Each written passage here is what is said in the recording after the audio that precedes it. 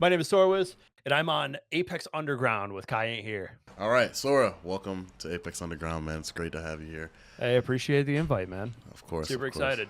Me too, dude. As working on this has been the happiest I've felt about Apex in a long Oh, time. hold on. Happiest? That's wild. Yeah, All right, like I respect it, but there's losing your virginity, and then there's this. Okay, it's like, hey, hold on. You got better to come. I promise you that. ha, not you get it. Better to Yeah, no. All right, got him. all right. So we're gonna get right into it. My first question to Yeah, you absolutely. is, how long you've been in the Apex scene? Oh, so I originally started playing kind of literally day zero. I was on it with the boys, hanging out, having fun. But then kind of fell out of the game, got back into the age old Call of Duty addiction. Um, I'm camo grinder at heart, but then I realized that hey, there's better games out there. Came back around season 10 and have put 2,500 hours in since then, and that's not including Shit, coaching time. shit. And you mentioned you were a camel grinder. Could you tell me, because I'm inexperienced in the Call of Duty world, just briefly, like what is camo grinding? Because I hear a lot of people talk about it, but I don't So play the camera game. grinding is essentially there's generally depending on game. This one challenges are whack, but generally speaking, there is a set of challenges that you need to hit to get camos, and then that's what gets you into those illustrious gold, diamond, dark matter, platinum sort of camos. Oh, okay, okay. Um, So they're it's get- basically like grinding for the rare shit. yeah, it's grinding for the sake of grinding, Okay, okay, that's not a bad. la So RuneScape, if you will. Again, another game that's grinding for the sake of grinding. okay, gotta check those out. Well, RuneScape, I already know about Call of Duty. I'm good on Call of Duty, Jog. But you said you came back in season 10, Mhm. and then it's been uphill from there. What drew you in originally to the competitive scene? Which I have the issue of I always have an itch for esports. So every game that I've played, it's like I need to do this competitively. So Okay, started off in the world of Counter Strike, ended up competing all the way up to basically the pro level. Realized that hey, that was what 2016. So decided that was when competing really couldn't be a lifeline for you. So I decided to go yeah, to school. That ended up not working. So created my own org, Project Neo. Shout out Ollie, Average, and the boys over there. Um, and yeah, all those guys, just amazing people, helped me run that.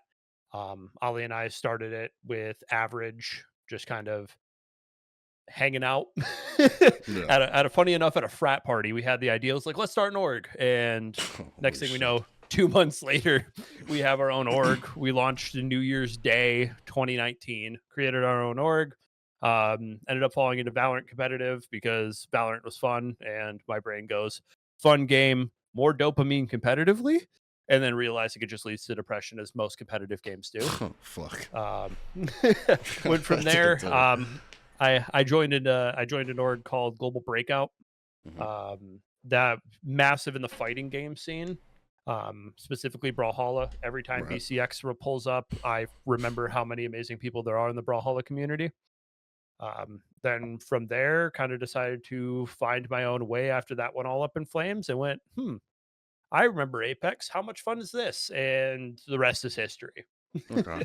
And I'm you just said Brawlhalla, and while I was doing my research on you for this video, the amount of Brawlhalla shit I saw is like has to be, you could fill a library with the shit I seen about Brawlhalla on your Twitter alone.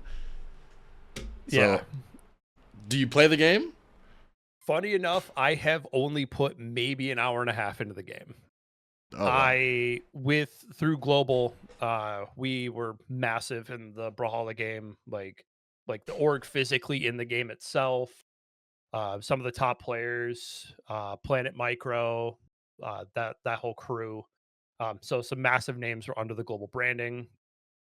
Like even one of the big casters in the fighting game scene, Arbiter Skyward, dude is Mhm. if you want to hear somebody who can fucking cast, that man is hysterical and he can cast with some of the biggest names out there. Okay. But through that, it was mainly supporting the org and just meeting all these amazing people in the fighting game community. Um, and because we had so many players, so many competitors, content creators, stuff like that, it was like, oh, maybe Brawlhalla is pretty awesome. And then I just remember every single year when BCX, which is their world championships, Right. comes around, I just remember how amazing that community is and how they kind of just like, hey, he doesn't play the game, but he's pretty cool. And they're just like, well, we love Sora now. And guys like Baron, who's literally a lore god when it comes to Brawlhalla. If you want Mhm. to understand the game and the backstory of all the lore, look up Baron. He's on Twitter. It just he dude's a wizard when it comes to it. It's actually amazing. Okay. Okay. And I'll definitely take, because I've been looking into outreaching into different games and different fields Oh yeah. to be a better content creator. So I'll definitely take a Oh, look at that. if you want somebody who is an amazing person to chat with, that go talk to Baron. Dude is one of the he is the encyclopedia of lore when it comes to that, and he could talk to you for hours. Okay. Okay. So season 10, you came back to Apex. Mhm. What was the timeline in now becoming a coach? So season 10, I'm going to try to make sure I have this at least somewhat correct. Season 10, I came back, Hmm. was playing a lot on my own, then ran into, funny enough, I was like, maybe competing, maybe not. I just enjoy the game, grappling around with Pathfinder and all that fun stuff. Season kind of playing with my buddy Ollie, and then average those guys again, kind of hanging out with them. And also Lunacy. I forgot to mention him with Project Neo. Lunacy was a huge driving force with Neo. Okay. But playing with them, hanging out, and then I realized, hey, I'm actually kind of good at this. Right. I was playing a solo duo pub one night, and I ran into a guy named Kingman Caustic, and he's like, "Hey, Shit sounds funny." familiar. We ended up fighting, me versus him and his buddy, and he's like, "Hey, he's actually pretty good." We ended up in each other's streams, and then he invited me and another one of his buddy, and we started playing comp. That was probably season 11, season 12, Okay. about, and then started competing through Caustic. I met Echo on Apex, and then at the time, Pubski, Talus, and Quispy Bacon were playing for Echo and Echo's Hmm. boys in CC. So from there, realized, hey, maybe I don't have it. Right. And I met a few people. Doc, um, he basically said, "Hey, you might not have the mechanics, but you obviously have the brain for this. Have you considered coaching?" And I was like, "No, I haven't." And then I started helping out Echo. That kind of ended up, I then went to help with Spectre Esports, Hmm. with Quispy, helped out a bunch of rosters. And then from there, that ended up with me meeting Dan Mantic and kind of the whole Ape Gang arc. Right. And that's how it kind of ended up in the Pro League. Right. And speaking of Ape Gang, February 28th, you were picked up by Ape Gang, Hmm. as a coach. Like you named Dan Mantic, Wi Fi Zero, Bursty. But May 9th, shortly after you getting picked up, you left Ape Gang officially. Could you tell us Hmm. like what happened with that and what was it like coaching those guys? I got picked up mid-season, so it was already kind of halfway, about a third of the way through the split. Hmm. And I ran into Dan in one of those EEC solo queue scrim nights. I was playing in there, and I ended up getting in a team with him. Started talking, said, "Hey, yeah, I'm a coach or an analyst, just looking for an opportunity." Gave him a few nuggets of knowledge. He's like, "Oh, actually, you might be onto something here." So he went to Wi-Fi and Bursty and said, "Hey, do you want to come trial?" Trialed with them for a little bit. Pro League was the next weekend. They threw me on the roster, and kind of the rest is history. It was pretty short lived, but February, March, April, May, so probably about what, 3 4 months. Right. Which kind of ran through that part of Pro League and then into regional finals. Okay. Those guys, it was a lot of fun, very chaotic. Lots of hot heads within that team, but there is a camaraderie that they had that was just fantastic. And kind of working alongside them, I always had ideas, kicking stuff back and forth. Um, just generally pretty good guys, and I had a lot of fun with it. Okay. And I remember you saying earlier that while competing, you realize you probably don't have it. You know what I mean? And remember our first conversation, and it really stuck out with me, is that, I asked you, is there such thing as a hopeless player? And you told me, Yeah. well, no, but there are people with egos in this scene that need to be brought down. Yeah. And what I wanted to reiterate about my question the first time was, what I mean by like a hopeless player, is there a player that you would see and just be like, hey, maybe this is not for you, like maybe this is not the direction your life may be heading. I wouldn't say there's a specific player. I would not be like, hey, you specifically, you suck, you're never gonna make it.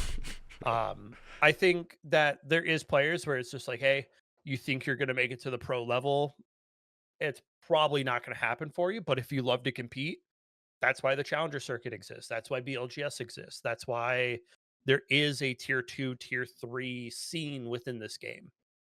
Is there's people who love competition and love competing that can just enjoy competing. But there is players that are like, "Hey, I'm gonna make it pro," and you just go, "You know what? Maybe not." But if you love to compete, dude, go compete. That's why I love Apex. Is there's so many. There's EEC tournaments. There's Void. CCE. There's Void. There's so many different like his and hers. Their bot league and all of their different leagues that go up. Yeah. You've got bot league, beer league. Like you have. So if you want to compete, you can compete. Where there's other games you look at like League of Legends where either you're here or you're not. And No, there's no seriously. in between. You have to be a goated rank grinder, and that's really your path to being pro. Where if you want to compete with an Apex, you can compete. Just hey, maybe your pro aspirations, you just don't have it. And there's a lot of players out there who are determined and keep grinding, keep working. Like there isn't, in my opinion, a like truly like a hopeless player. If you want to improve, you want to get better, you can improve and you can get better. You just have to learn where your deficiencies are. Because even if you look at Pro League, there's some guys who are not like mechanical gods, but their brains just work on another level. And Right. they work faster and more efficiently than anybody else. But that's when they realize, like, hey, I'm not incredibly mechanically sound, but I can outthink you. And that's another part of what I love about this game is I can win off my brain. I don't have to be mechanically superior to you. Where Right. there's a lot of other games where like you look at Counter-Strike, you have to have a massive brain and be a mechanical god to make it to a pro level consistently. And in making majors, good luck. Yeah. No, I know another game is Rainbow Six Siege. That Mhm. game is anal when it comes to like, if you're not good mechanically, you could Oh yeah. outthink anybody in the fucking lobby, but you're gonna get outgunned by somebody. One of our teams, when I was with Project Neo, we actually beat TSM in a pro am event Oh with shit. a full team of guys under 18. And a few of my old players are now in pro league. Like Spiker, I think he's playing for Wildcard right now. I want to say. But like Spiker, he's one of the guys who used to play for me. Mr. B Hmm. used to play under us and made it all the way to pro league. Like you can get there. It is possible. But there's sometimes where you just have to sit yourself down and manage your expectations. Okay. Yeah, that's way better than what you said when we were actually playing. I'm glad you cleaned that up one for me. Okay. Oh man. Um as a coach, you're the Mhm. first coach I've had on Apex Underground. Ooh, Um no shoes to fill. Perfect. yeah, none. What would you say is a hardship that coaches face in general and then coaches face on a pro team? I would say in general, if you haven't competed or been at that top level as a player, Mm-hmm. there is a lot of times where it's like, oh, you haven't done it at the highest level, so you don't know what you're talking about. I will say, in my experience, is once you get into those conversations and sit down with those teams, it's like, oh, okay, you are actually able to function mentally at a level that is on par or exceeding. Mm-hmm. Because I was very fortunate to trial with complexity, and I know those guys are smarter than me. I know those guys are mechanically better than me. Like Monsoon is Monsoon for a reason. But it also takes a very smart player and also one that's kind of sat himself down and gone like, "Hey, like maybe people have different ideas than me that might be better, they might be worse," but he's able to take everything on board. So I would say, like, at least for my experience, I haven't competed at a pro league level. So it's like, okay, I don't have those level of credentials of, hey, I've been there as a player, but as a coach, it's like, yeah, I've been there, done that. Right. And I would say just in general, you have a lot of teams that are, I would say it's a lot more prevalent now with adding another map, with adding the POI draft system, adding things like that. Of when the POI draft system started, every team snapped up a coach. Right. And they've realized, like, hey, maybe having a support staff and people are willing to spend that time, look at your VOD, look at your macro, your micro, sit down and say, hey, that was a dumbass swing, but hey, we won the fight. Right. And willing to sit down and spend that time with you is actually completely invaluable to, because everybody can sit down and look at their own gameplay and go, dude, I'm a god. Even I can No, do that. And I seriously. will admit I am a diamond, maybe masters on a good month Right. player. And there's times I'll just sit back and look at my gameplay and like, yeah, I'm him. I'm actually God. But it sometimes takes like, dude, like that was dumb.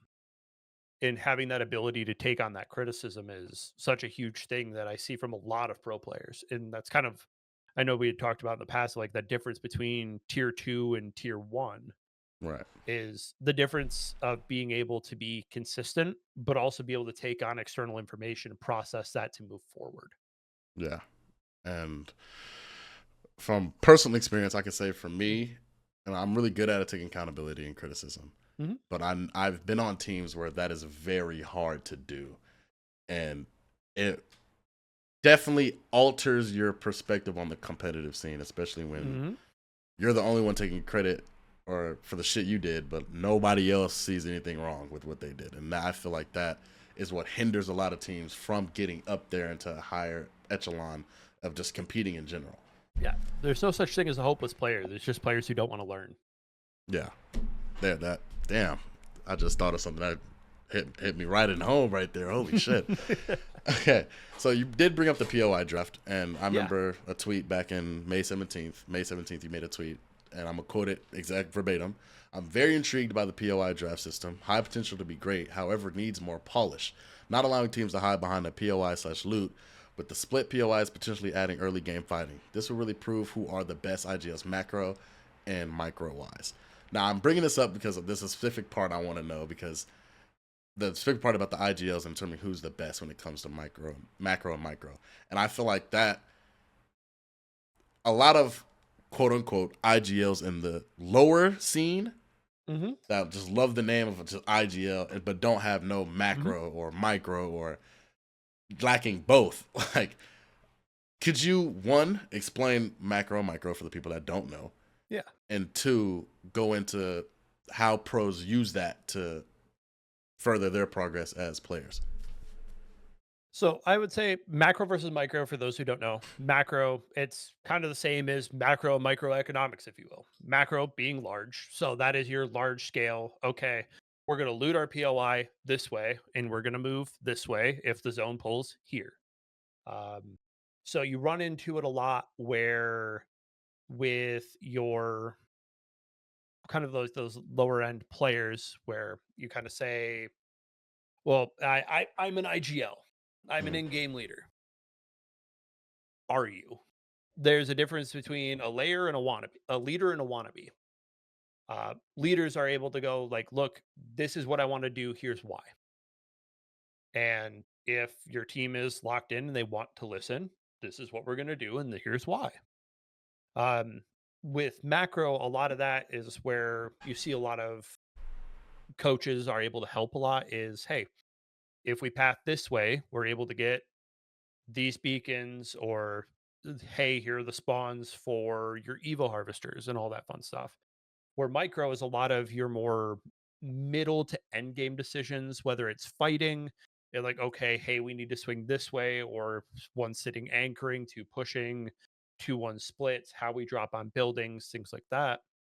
But it's also, okay, we're sitting on the edge zone. We want to be in the middle zone, bringing in that information and then how we move around it. Okay. And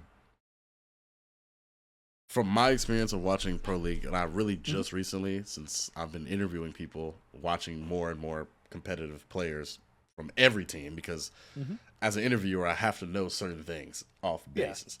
And what I've noticed is that a lot of IGLs take macro differently.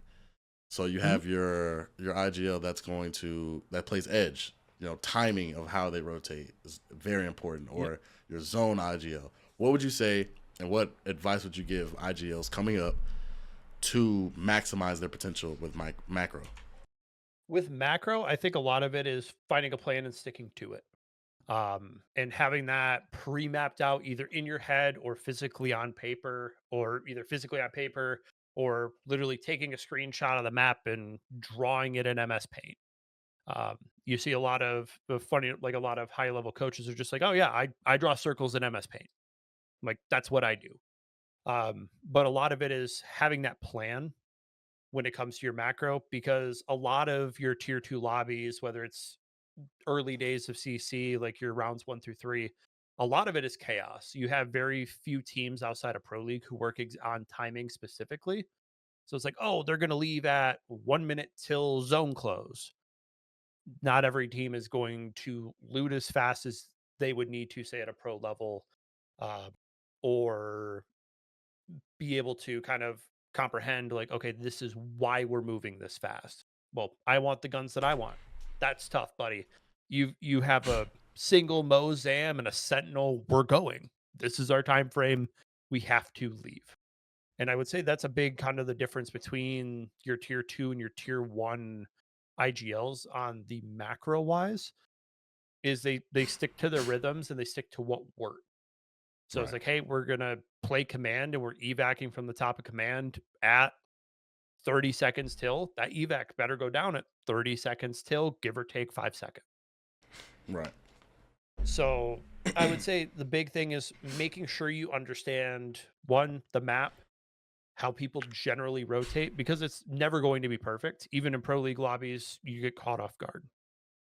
But just making sure you're on the timings that you want to be at, and then also making sure that if you have the time, building out your loop pathing, or reach out to coaches who are established, like, hey, do you have loop pathing for this POI, or how would you go about pathing this?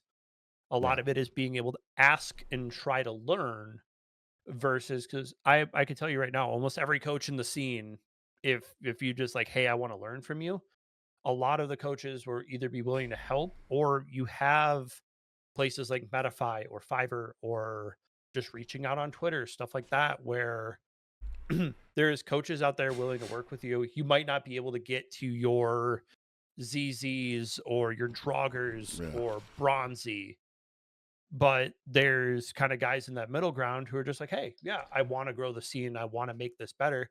And not saying those guys are going to be against helping. A lot of those guys are insanely busy.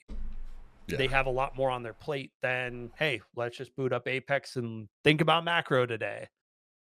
Yeah. Definitely. So,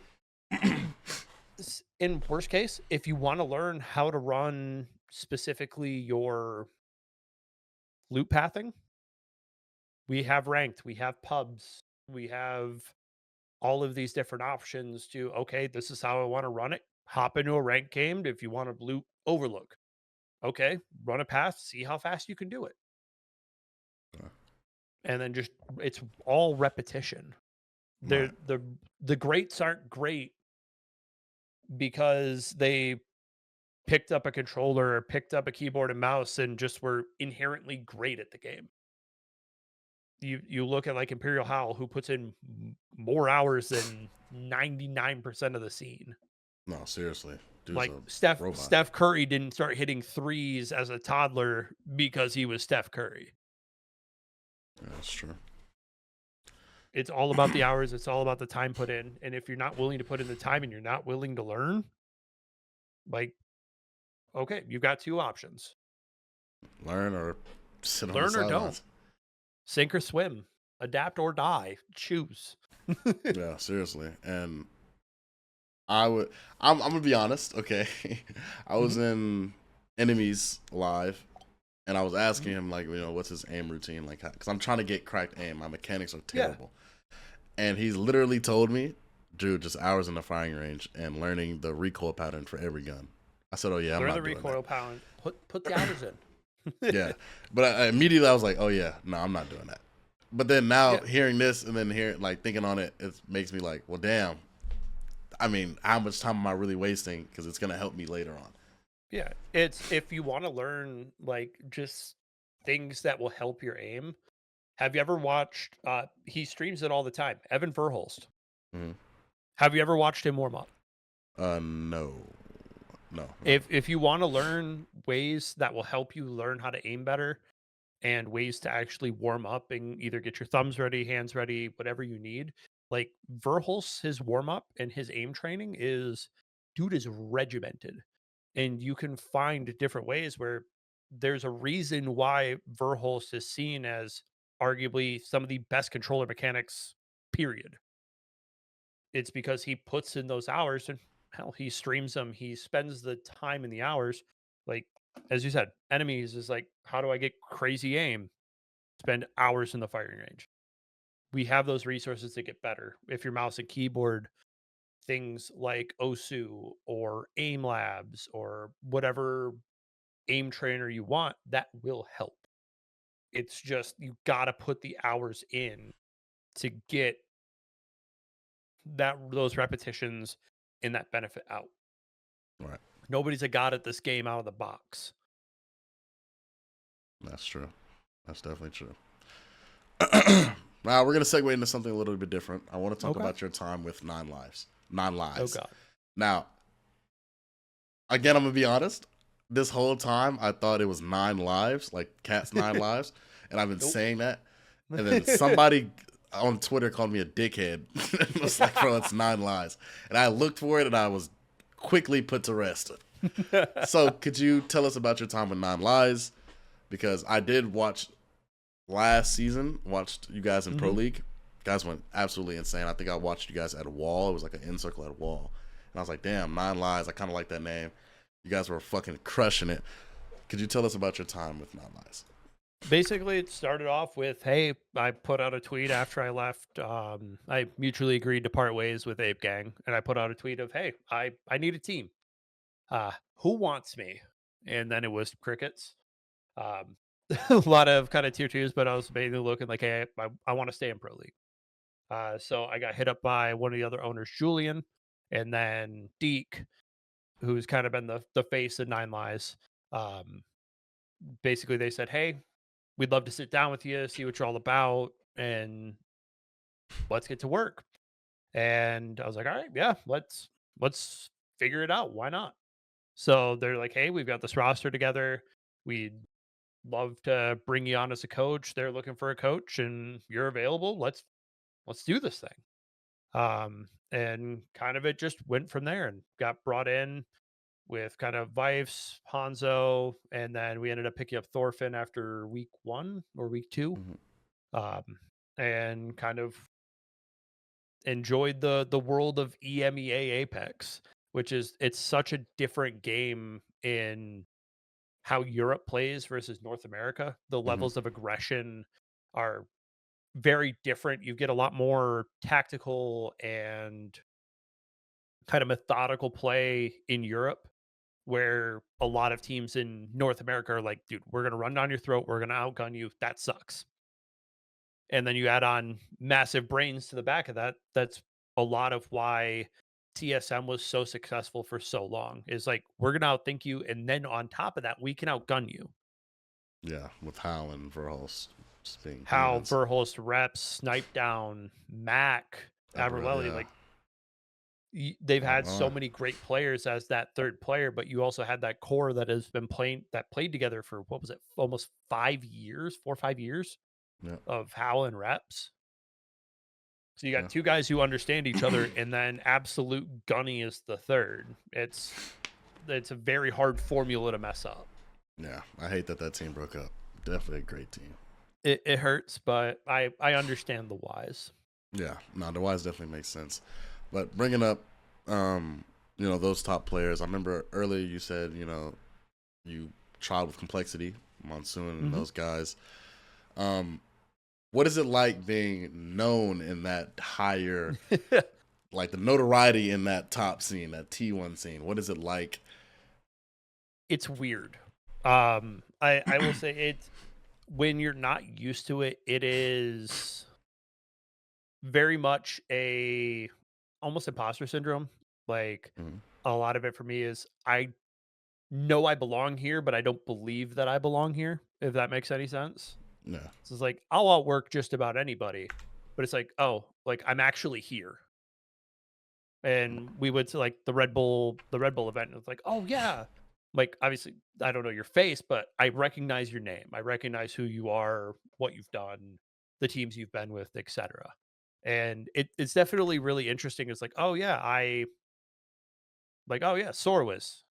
Oh, you're from Nine Lives or Ape Gang, or hmm oh, I know you because you know Hambino or you know Monsoon or some form of that sort of information. It's definitely interesting. I wouldn't say I'm there. I'm not a Bronzy or a ZZ or any of like those like Draugr, one of those like massive names, but it's definitely kind of nice. Is like just sitting there and having that conversation. Oh yeah, you were with blank, right. and they know something about me. I know something about them. It's very.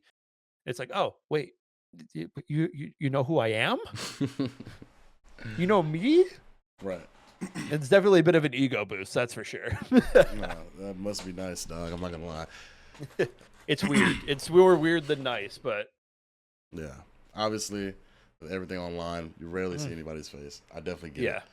And I'm still super new to the pro scene as well. Like I've only been around for a year now, only for year 4, where there's guys who have been around since year 1 or even before that, before the ALGS even existed.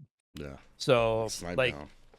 yeah, but guys like Snipe Down, or even in the coaching scene, you got guys like Raven or Psycho or hmm all like these bigger names that have been with those top tier orgs on those top teams. It's like, oh, okay, so it's a grind getting to that next level. I would still say I'm probably in that lower middle when it comes to notoriety, experience, etc. There's definitely guys who have bigger names, bigger pools, bigger teams that they've been on, but that's it's all part of the process. I can't just go to I'm not just going to end up on Falcons overnight or end up with Yeah. complexity overnight. No, It's time in. no, for sure. And speaking of Falcons, Mhm. I waited for this question. Super teams in the Apex comp. Recently, we have 100 Thieves. They haven't been doing so hot, but I would like to think that's a super team in itself with Designful, Timmy, and Jin Burton. Mhm. And then we have Falcons. We Mhm. know what they're doing. Those guys are cracked themselves. And even complexity with Enemy, Monsoon, and Kimmich. Though, like these, there's so many super teams. Who do you think is you're like the top team? Like, who would you say is like, okay, these guys are unmatched? You're going to hate my answer. Maybe not. Hold on, we might be on the same thing. I don't think there is a specific super team. I think there's the building blocks of super teams. Okay. But if a team doesn't gel and a team doesn't function well together, they're not going to be a super team. You can put the 3 most mechanically insane players on the same team and look at it and go, "Yeah, that's a super team." And then they go drop a 20th in finals. Yeah, that's true. If a super team can be made up of incredible players, but they're not clicking, they're not functioning, they're not all playing at the same level, that's part of what I love about Apex. It's kind of the age-old kind of football thing. Any given Sunday, Yeah. all these teams have gotten to pro league, and especially, well, scrap just pro league, get to LAN. You go to LAN, you are playing against the top teams in the world, the top 40. The best of the best, the cream of the crop are there.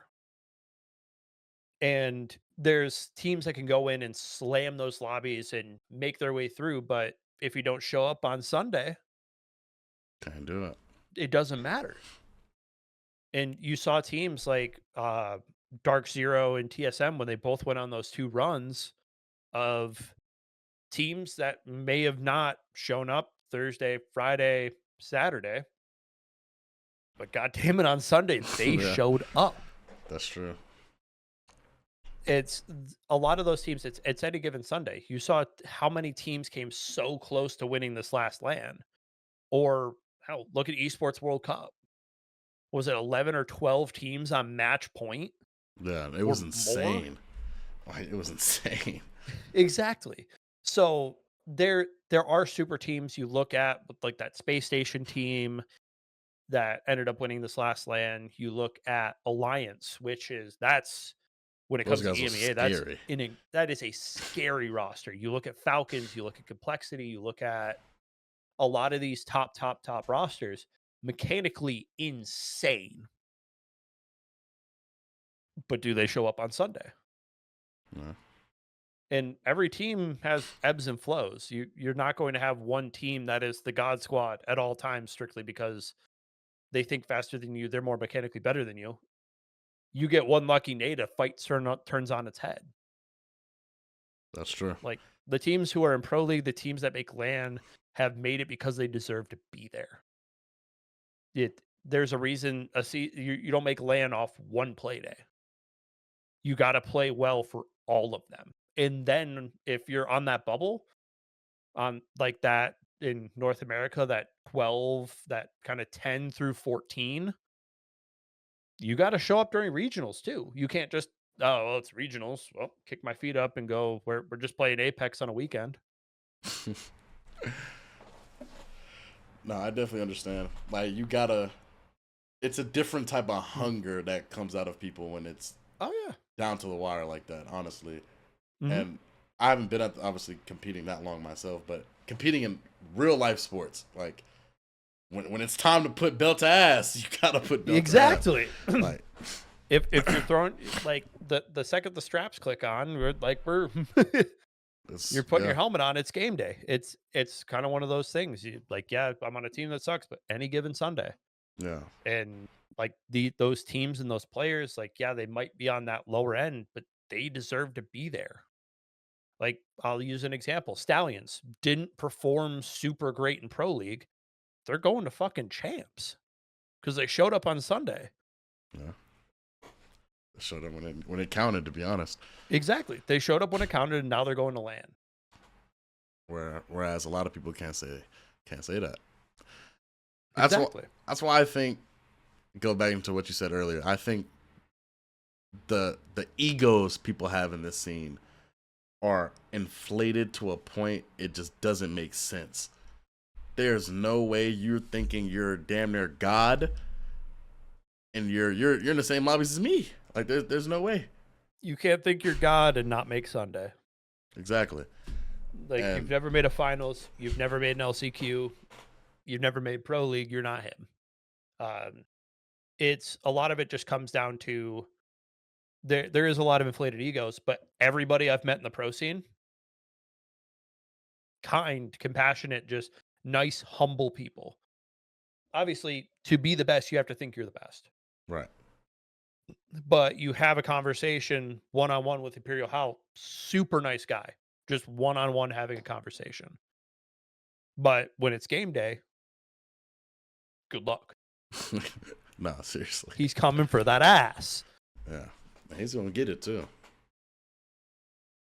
Not that ass, but like. I mean, whatever he's into. I mean, I respect it. Yeah, for sure. Now, different segment of the interview, man. I've been excited for this one. This is brand new. You're the first coach to ever do it. We're going to sit and we're going to VOD review macro and micro from this one person I found on Twitter. I can't think of their names at the moment, but I'll put it on screen for the people at home. We're going to watch their macro, like when they're rotating the zone, because I thought it was pretty bad from the position they were in. But obviously, I'm not a coach, and obviously, I'm not up there. So obviously, you might see something I don't. Mm-hmm. And we're going to watch a team fight. and then we'll go from there. And then that'll be the end of that segment. But this is the VOD review segment brought to you All by right. Kai here on Apex Underground. So if you guys just follow me down there on Twitter, man, I'll be looking for these all the time. So when looking at kind of this zone, we'll let that clear out a little bit. Checks it again. So a lot of it is, there is a couple mindsets here. You know you have a team here. All right. You have a couple paths. You know you have a team here. One team in Cedo.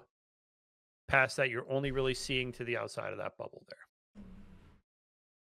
So as you're moving, you kind of have your path of least resistance and what can be info gathering. So you do have one option is to come up here, hit the checkpoint beacon, and move off of that. Okay. This cascade zone, a lot of these will end kind of in this yellow circle here. So as you're moving in, you kind of have the option of pushing in from the top, which is fairly low cover. And a lot of it is off the info you gain here. You have kind of option B, which is moving into the team in Cedo. You can either coexist or fight them. Okay. Or you kind of have the around options or straight through to fight.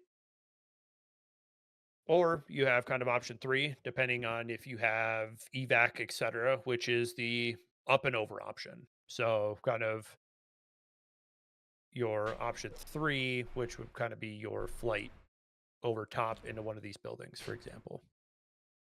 So basically, you have to go those two ways. Like you only have two options to travel here. Is it the purple line and the yellow line? More or less. You generally end up with either you have fight, not fight, but with the way the zone's closing, you're not going to be a degenerate and like nobody's ever going to take this pathing, for example. Right. That just doesn't make sense. But you know you're clear, essentially, because this guy's moving away. You can wrap up and under and into these and kind of make your way here. You can go up and around and play off this beacon knowledge because that will tell you if anybody's in this cut or down here. And then rotate off of that because you also do have another, I jokingly call them the where the fuck they at beacons. Where the fuck they at beacons? The man scan. So you do have man scan opportunity there, which can tell you how to rotate off that. You can rotate up, you can rotate down, and that'll generally tell you where zone's going. Or kind of option 3, you either coexist or you take the fight, which will put you right on edge. But one thing that a lot of people don't look at is kind of where everybody else is going to be coming from. So, for example, let me close that up. And you look at Storm Point in general. When you're looking at it, essentially with Pro League specifically, if you're going to be down here in Bean, that you want to generally try to take the path of least resistance. Right. So generally, with how many POIs? 1, they'll be up from there. 2, 3, 4, 5, 6, 7. All probably about half these teams. So 3 to 5 teams are going to be rotating in on this part of zone. Okay. You also have the team Elrod. Zeus is probably coming up. Wall's probably going to be up here. And then on this side, you really have Mill, which a lot of times is either going to take one of these paths and are going to beat you there. Cenote, you have Cave, which will probably is more than likely that team that's already in Cedo. Because they evac out early. Yeah, a lot of Cedo teams evac out early. It's a quick loot. So you have kind of this team that'll end up on there. This team generally comes in here. This team will probably work their way down. And Elrod has so many different options. Where if you're moving up here, realistically, there's at the maximum potential, probably 3, maybe 4 teams that you're going to run into there, depending how quickly you're moving. So it's where can I put the least chance of having somebody on my back or how I'm going to be pushed. So kind of going back to this, they make their way up. Let's see. They gained info here. I just want to tell you the next part is at an hour 30. So I'm already at an hour 30. yeah. So they get their information. Looking at it, they've got a team. Looks like they're down in Spiders. Mm-hmm. Yeah. So they got their team spiders. Team down in spiders. Smart taking angles, variable positioning. So you don't want to be stacked on top of each other. Taking space. Hit your shots, buddy. But also what they're doing well here is he's periodically going and checking his back. He's not getting kind of laser locked into fighting this team in front of him, but moving with enough space that they don't get slammed by, say, a vert nade. But Hax is kind of just down there by himself. Obviously, we can't hear what's going on or what their communication sounds like. Right. But having somebody holding angles on height until you have the ability to push or you have an opening. So they're looking. So these two look like they're going to push. Pathy's ending up anchoring. I don't agree with Path anchoring. Yeah, I don't think. They both get slammed. Your anchoring should have ability to revive. Your Pathy should be one of the guys that's in there. So you've got those two guys. I don't think you sit that far back either. Even if you are sitting that far back, as Pathy you can get there, but that's a quick slide jump. You're in the fight. Okay. You're in the fight in probably 3 to 5 seconds. Which, as we see here, is he decides to leave his angle, play over here. If this other team is competent, they push. Like if they don't, but if the other team is competent, I'm running you down. Right. If they take that much damage, and you know it's a 3v2, you're getting run down. And then it kind of just stalls out. They wait for them to move. And then fight actually breaks out. So no bub from one team, knock. I get you want to move your buddy faster, but at that point, just grapple in.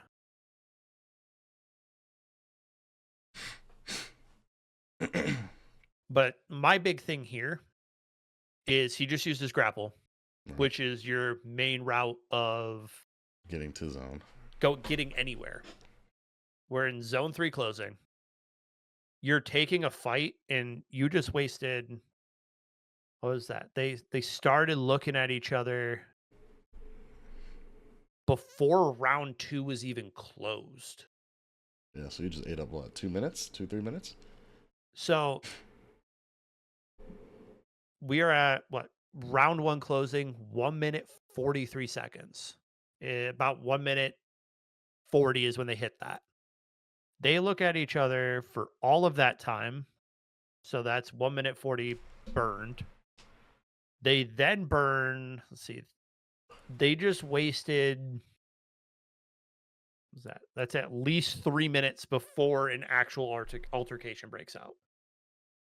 When zone's closing, you're in an area where you have 2 escape routes. You either go up here or you come down. Those are your 2 options. And you just burned your only functional fast mobility, because in zone 3, this shit hurts. No, that's definitely bad. So it hurts. So now, and then they start ticking. 1 tick, 2 tick, 3. You're nearly half health. Gibby's now just popping a med kit. Zone 3, you take 2 kits and hit a med kit. 2 to 3. I think zone 4 is 2 to 3 ticks. But so he goes down for it. They get the wipe here.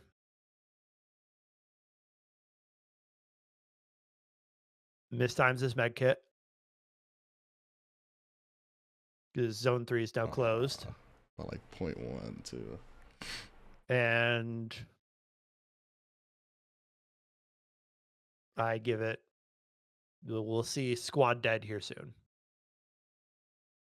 He might make it out because he's Newcastle. And hitting ridges.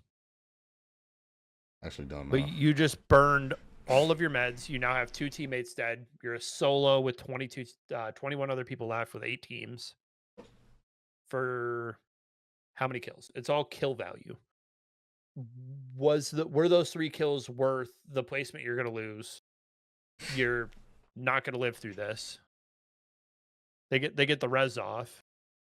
But now round 4 is closing. You're in the pocket, which is that other area. Now you have to fight your way into zone with nothing. You barely get the bub off, dead. He decides to square up, dead. And now Newcastle's running again. Dead. In that 4-5 minutes right there, they could have gotten a spawn zone, stayed there, probably killed a team, if not 2 that's rotating in, that's trying to play edge. Mm-hmm. So, and probably gotten 3 to 5 better placement.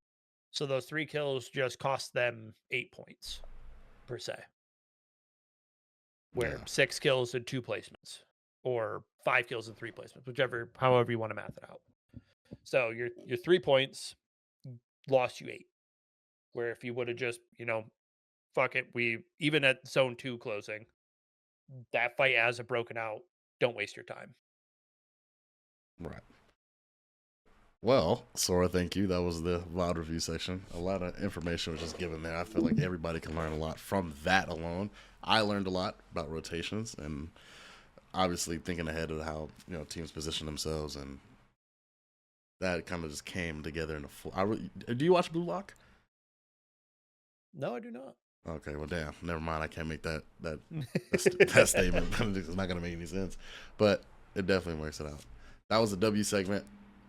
I enjoyed that. I'm gonna keep doing it.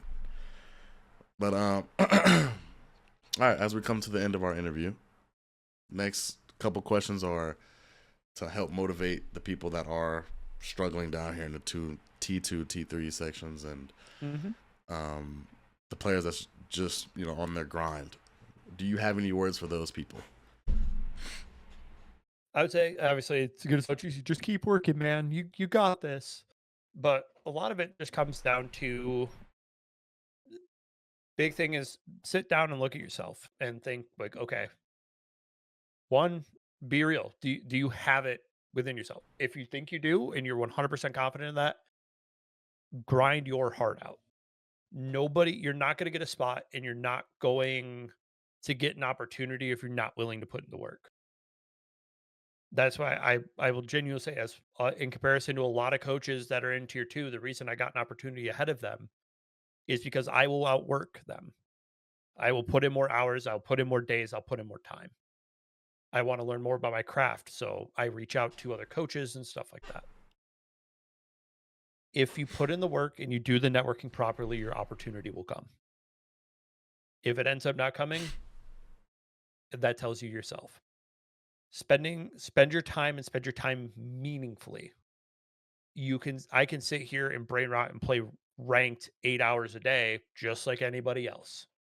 But are you actually gaining? Are you getting better because you're playing ranked, or are you just developing bad habits? So spend the time and listen to yourself. Take care of your health, take care of your nutrition, because if you function on pizza rolls and Monster energy drinks as your sole sustenance, you're not going to get there. Improve yourself, and that will improve your gameplay. Spend time in the range. Watch those better players. The most you're going to learn, I became a better player watching Monsoon play. I didn't touch the game for like 2 or 3 weeks. I barely touched the game. But I was watching him play and I learned so much by just sitting there and analyzing. Use your time wisely, focus on what's actually going to improve you and remove the stuff that's going to create bad habits. If you're not enjoying the game and it's turning into a obviously the guys who are at the top have turned it into a job. But the day it starts to truly suck, sit back and look at what's actually going to improve you or have that conversation with yourself of like, okay, what are my next actual steps to improve? Because your day-to-day brain dead grinding is not going to improve you. If you suck before 8 hours of ranked and you're not playing meaningful game time and you're not paying attention to what you're doing and actually being analytical about how you want to fix things and how you want to improve, you're still going to suck after those 8 hours of rank. Damn. Be meaningful. You're probably one of the we're one of the coaches I know that just kept it really real and honest. Like, yo, bro, like you're gonna sit here for 8 hours and basically brain rot, then Yeah, not gonna do anything. That's wow. Not a lot of people are gonna like that part. So I'm not gonna lie to you. how I got better as a coach is I sat down and I watched how other coaches did it. I watched how guys like Saber and Psycho.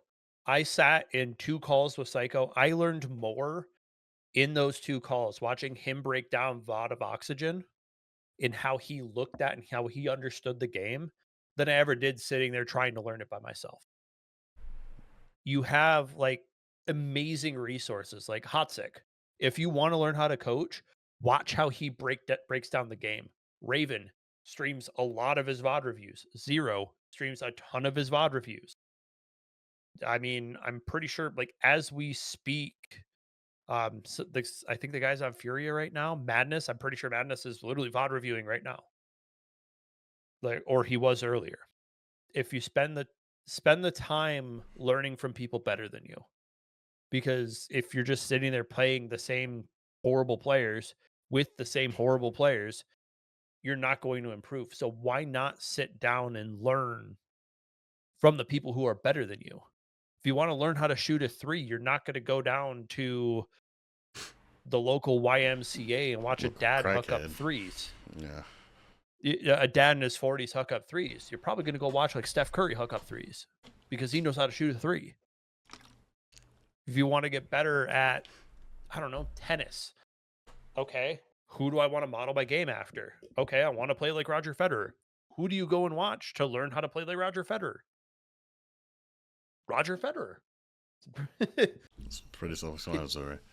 Exactly. If you want to learn more and get better at what you're doing, there's so much free content that is out there and you have to become obsessive.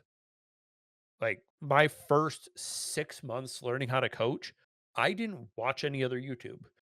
Like all I was watching on YouTube was VODs and clips and watching stream highlights. And I would sit there and I would just, if Hotsick was doing a VOD review, I would just sit and watch his VOD reviews. If Raven was going over patch notes, you know whose stream I was in?